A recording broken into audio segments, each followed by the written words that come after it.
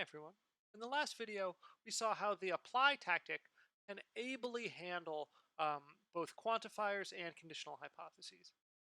In this video, we'll see that it's not such a rosy picture, and sometimes you'll have to instantiate things yourself.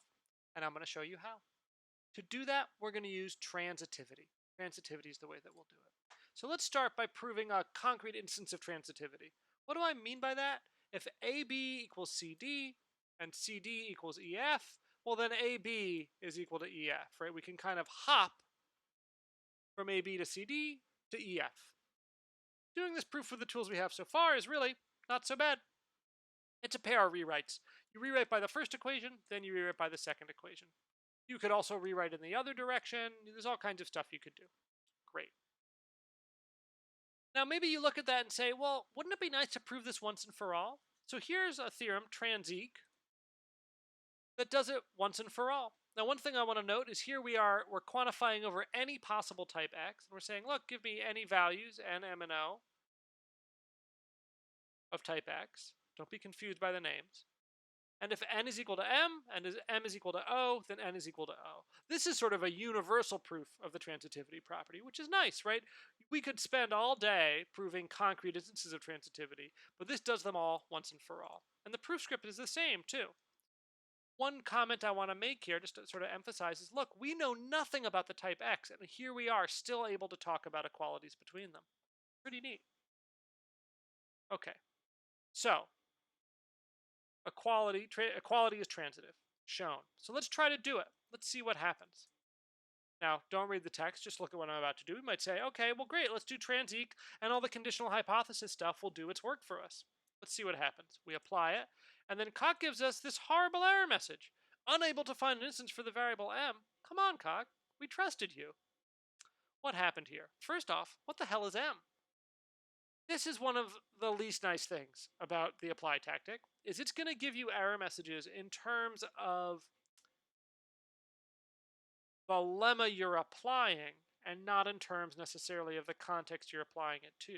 The m here is this, the middle thing.